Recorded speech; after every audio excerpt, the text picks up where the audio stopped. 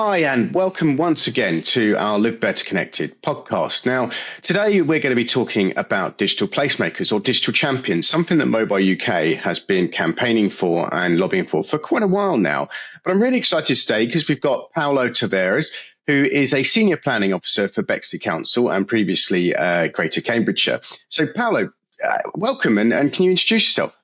Thank you for having me. As you mentioned, my name is Paulo Tavares. I'm a planning officer, I work in development management. Been doing so for the last 5 years from councils in London. Gave a try to go outside of London, and that's where we met in Greater Cambridge. And my role has pretty much transitioned into a digital placemaking role where we're going to discuss today, basically. Great. And it's that digital focus, which, as you say, we do want to sort of focus on, because what we find often is when the industry engages with planners, it's not that there's not a lack of understanding. It's sometimes not as the awareness or the depth of understanding that we talk. And we as an industry can often talk in jargon and acronyms, and it can be quite complex. But equally, it's about finding someone to talk to about a planning application or even, more the local plan and understanding what is needed in an area. And that's where your role sort of come in and formulated itself and has worked through and built that sort of relationships. Tell us a bit more about that. Exactly that. To be fair, it was a little bit overwhelming for myself, and I don't say it lightly, but I'm expected to now be an expert in this field. And to this day, there's still jargon that goes over my head. So I could only imagine what the local resident thinks. But yeah, I guess my role, it's not metric combined. It's more a mediation. So as you said, I'm kind of speaking between residents, councillors, maybe my line manager, and mobile operators, and it's just making sure that communication is aligned for everyone. The same thing that we're reading means different things for everyone. So I think that's where I come in and make sure that everyone understands what's in front of them and what's actually trying to be achieved. Yeah, and I mean, and then what? So coming into that, I mean, we met you in Greater Cambridge, and it was in many ways a breath of fresh air to hear such enthusiasm that was coming about our sector and how you engage with the industry. But just for those who are listening now, we call it a digital champion, we call it a digital placemaker. I mean, what does that mean? Wow. So essentially, for me, I would say, we're looking at development and there's this big rush of, we need housing, we need more this, we need more that. But essentially, what is development if comms doesn't work? So how does that narrow down to your everyday life in terms of digital championing, placemaking? It's little things like maybe being on the phone to the emergency services. And this is a luxury. We don't really think every day that there may be a situation where you don't have signal. And then the question is why? So it's just making sure wherever we are developing, that digital connection in and out from wherever you are actually works from a local standpoint all the way to an international. So that's what I see as digital championing when it comes to development management for myself. Just making sure you are actually connected. So one of the things that we find with the digital placemaker or the digital champion role is that it acts as a bridge between the industry and the council. It smooths that relationship, and I just want, how important is that? We see that as critical, but how important is that on the council side as well? And how do you feed us into other areas of the council that we wouldn't necessarily know how to engage or why? Okay, so that's a very great question. So in terms of my role and how it feeds into areas that people might not know of. So an example would be a mobile operator we've been working with in the past. And it's gone from sporadic applications from a council, local authority perspective. It just seems a bit hit and miss, a lot of refusals. And where I've come into that is slowing down that whole approach. Asking questions to the mobile operator. What are you trying to achieve? Where? Why? Educating them on the policy. And throughout that process, what we're basically doing is making sure every application is a bit more efficient, hard-hitting, necessary, and not only hits the commercial KPIs for the mobile operator, but they actually are giving something to the area that's very much needed. And that's what, I guess, what my role does in this whole process is eradicate the combativeness, the friction between the unknowns from a resident perspective to the operator. So I think that was how I'd answer that question, to be fair. And that's really interesting, because you sort of started that off with refusals. And let's look at this. The concern we have is that when we go and put an application into council, often, we've done some research into this, looking at sort of people's perception of what we're building is often very different to what is actually going in. So, for instance, some people might think we're building what is the equivalent of a electricity pylon. This is, 150 feet high, has wires coming out of it. And actually what we're building is in most cases a sort of either on top of a rooftop, which is mostly out of the way, or a ground-based sort of monopole, which looks more like a lamppost. So, I mean, how is it sort of ensuring that perception is challenged, and equally the benefits of what we're putting in and reassuring? I think that reassurance piece is really interesting, you sort of touched on. So it's a difficult one, and it's one I still battle with today. And I'd say, firstly, from a visual perspective, a mast or anything to do with digital development it's not the typical. It's not what people usually see. So people are used to seeing single-story rear extensions or a house, or when they look at a mast, it does look quite out of character. And I think that adds to the fear. And I think how we challenge that perception is by drilling it even more. I think people tend to be scared of what they don't know. And once you explain what it is, in fact, what they don't realize is they're benefiting from this today. They just don't know how it looks like. So my role has pretty much exposed that. How you challenge that is just by constantly educating over and over. It might be the same point. It's just about explaining how it looks like, why we need it, and how you are benefiting from it already today. And do you think people do understand the benefits? I mean, what we tend to find is that people don't really notice the mobile phone infrastructure, the masts and the poles and everything else. And it tends to be only either when something goes wrong that suddenly then it comes into life, that we need to then work at it, or equally, as you say, an application comes in and people tend to get. But the general day to day, people seem to walk past this infrastructure as if it's not there, or it's like it's on top of a building and have never looked up to see where it is. And it's always astounded me that trying to engage people as to where is the mobile, most people aren't aware of it. Agreed. I mean, I heard something once before, which is quite funny and true. And it's usually if there's no signal, you'd get resident A that would email in and say, we need something. But then when you do put something there, it's usually not in my back garden. So it's usually the same person that wants it, but then doesn't want it. I do genuinely feel like people do appreciate and do see the benefit. That's definitely been profound. I guess it's just the element of what they perceive to be an eyesore. And it gets to a stage, dependent on the site circumstances, where we just can't afford to hide the development and install it. There's commercial gains, KPIs, and there's actual reasons to why people cite them in certain areas. And it's those informations, radiography. It's the things that you don't see in a planning application, which I take the time to enlighten people why it's going there. And, if we put it where you prefer, well, this would be the result. So it almost be like not doing it to begin with. We might as well not do it. So I do think people do see the benefits. It's just a case of educating them on why it needs to go in a certain place. So that education and awareness piece is really critical. And so, I'm keen to sort of delve into sort of maybe some sort of examples here, and you've mentioned to me offline, how pre-application is important. Take us through how sort of typical application would come in, how you would deal with it, or how you would suggest to an industry making that application how to do that and work with you. So I think when I started my role, the genuine pattern was, as I said, I would say, with no offense, random applications. It could be from the same mobile operator, it could be 8 different applications.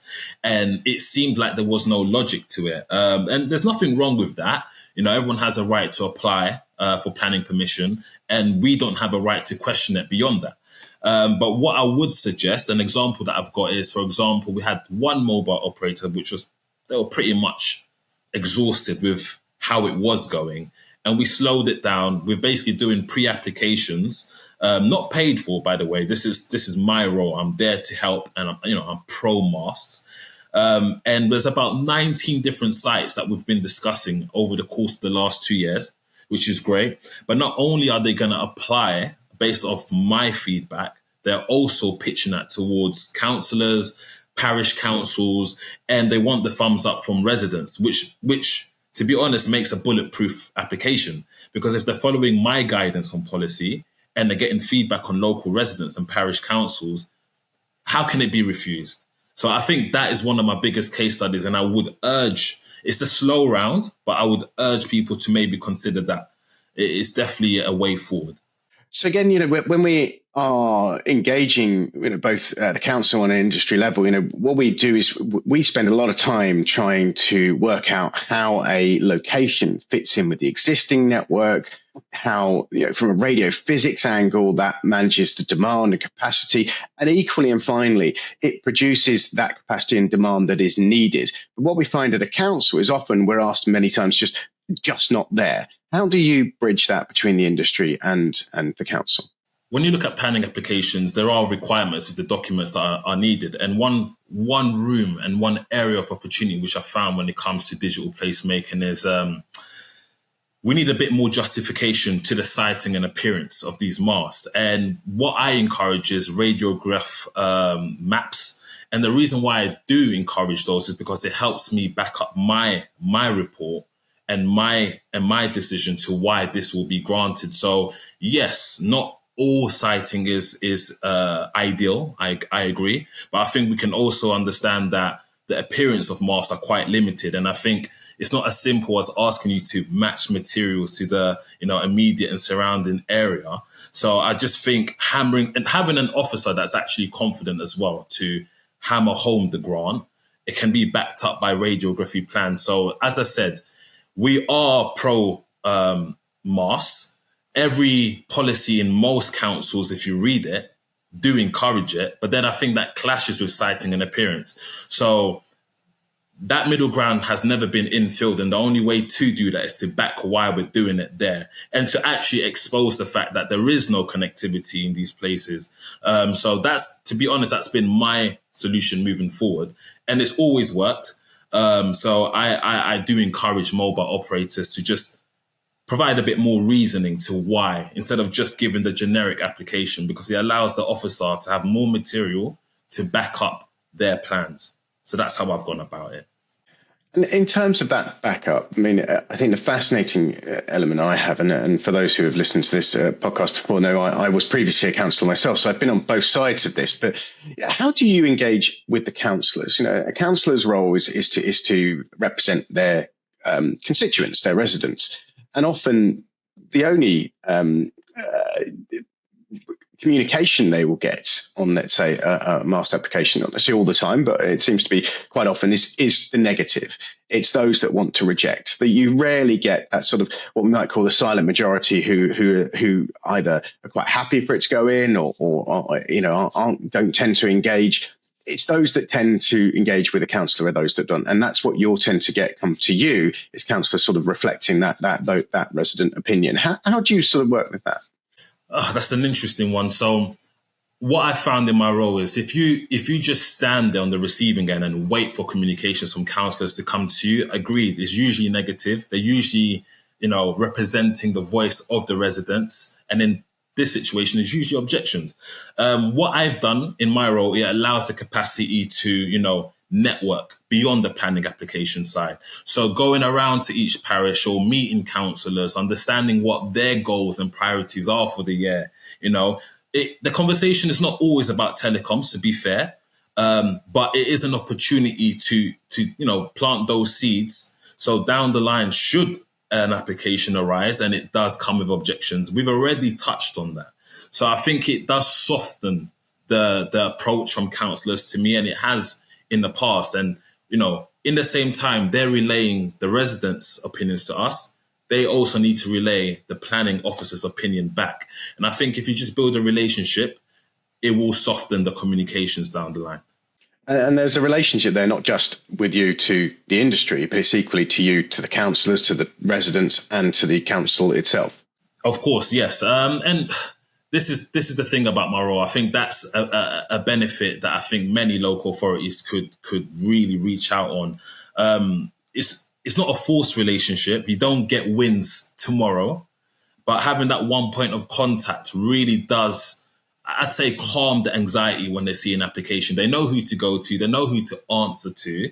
And, rather than having 7 different, planning officers to go, having different inconsistencies, you've got Paulo. It's always been me for the last 2 years.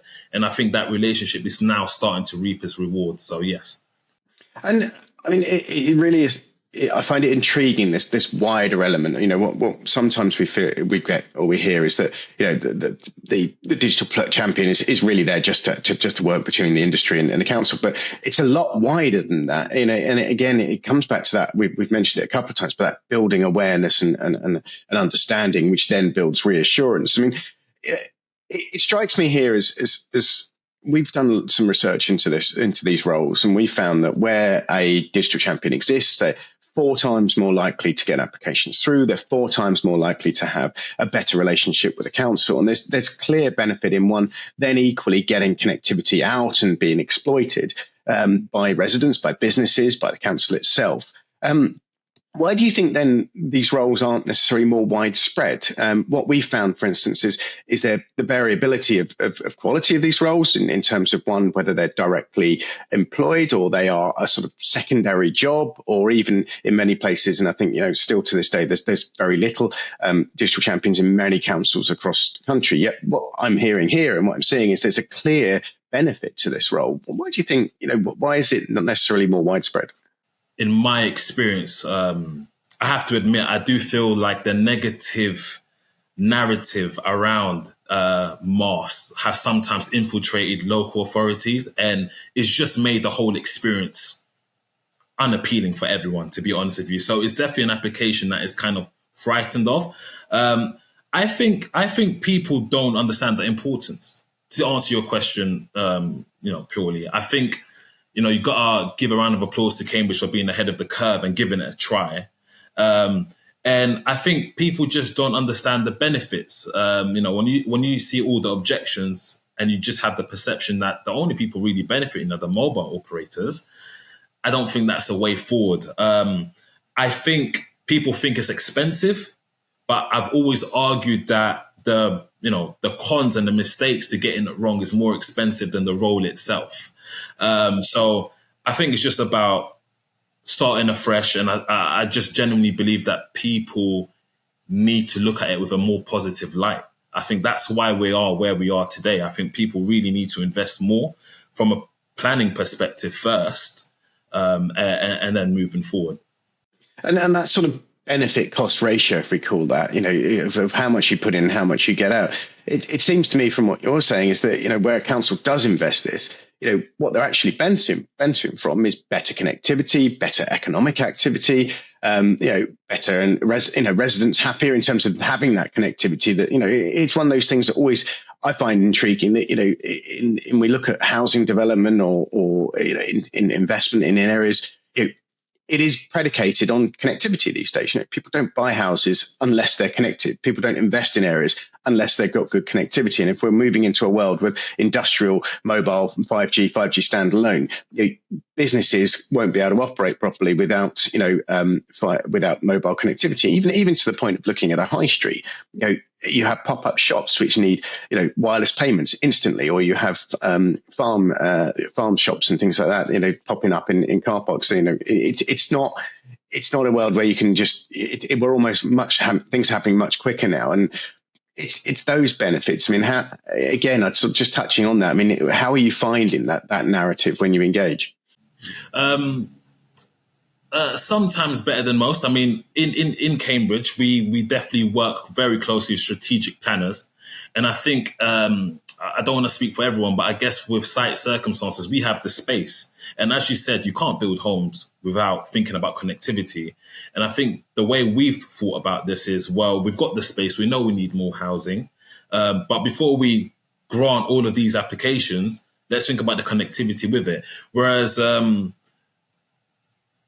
London-based authority might think, well, we don't have the space. We're only developing on existing properties. Let's think about that problem later. And I think we should all be aligned and assume we've got the space for it, because when you feel like it's a problem, you're not going to accommodate a solution. So that's how I find it. It's been very positive with Cambridge. And I just think it's about working with the wider team. It's not just about me. There are strategic planners that do large schemes which will incorporate what I do today.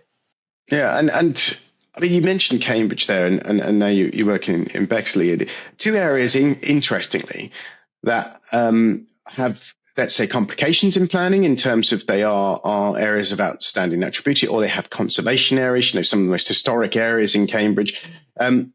How that must be particularly complicated in terms of dealing with those kind of applications. Again, having someone like yourself in that position, seems almost needed, because you are going in some of the most complex kind of planning applications that are going on. I wonder if you could just shed some light on that, and how, again, this role benefits providing connectivity in some of the harder to reach areas. So as you mentioned, I did work at Cambridge, and currently my role at Bexley does welcome my telecom speciality. And similar to Cambridge, there are site circumstances which could be areas of natural beauty, conservation areas, listed buildings everywhere. And I don't want people to think that that's a reason to refuse an application. The question here is, how do we go about building there?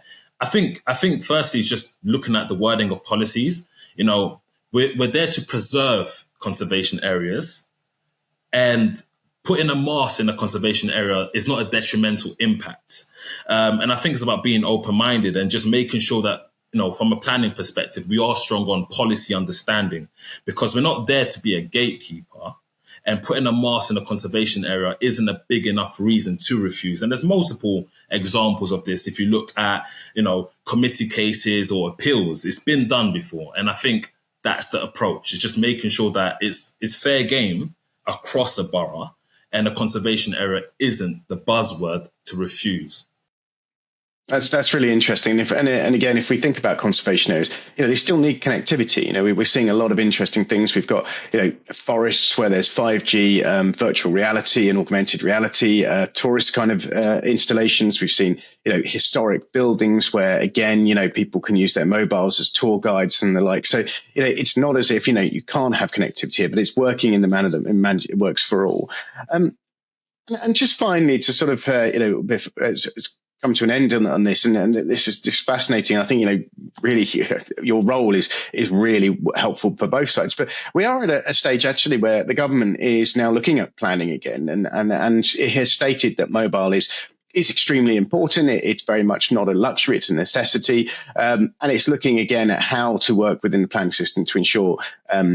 The networks can be built not for today, but equally for tomorrow. And we're looking at things like the National Planning Policy Framework as well, which sets the wider. And I'd just be keen to get your thoughts. How important is it that we get this right, and that we ensure that the planning works for both the rolling out of mobile, and equally ensuring that people are comfortable with it.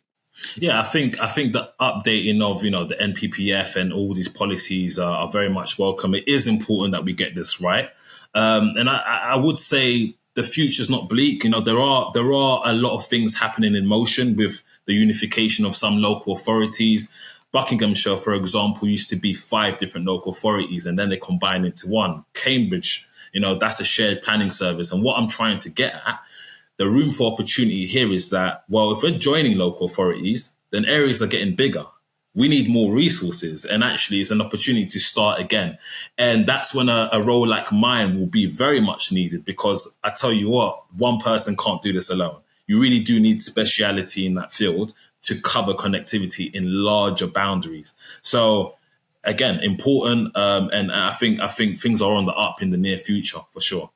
Brilliant. And you mentioned resourcing. Again, one thing, I mentioned in this podcast that, we support digital champions, support your roles. We're very much engaging with government to try and have this rolled out. But, that resourcing is important. And one of the points that we make is that this needs to be a resourced and dedicated role. It can't be a role that is 10% of a role. It has to be, someone like yourselves whose role is to do this. And it builds, again, that trust and that relationship between the industry and the councils. And equally, like you said, I think you put it very well earlier on, where it's about ensuring we need this infrastructure, but ensuring we can do it right. And I think Paulo, I'd like to say on behalf of everyone there, thank you in your role. Please do keep at it, and we will continue to campaign where we are. So. Again, everyone, I hope that was a really interesting session for you. I mean, I think Paulo's enthusiasm really comes across, and it's why Digital Champions are so important. Please do continue to watch and press that subscribe link and share as you can, and we'd love to see you next time again.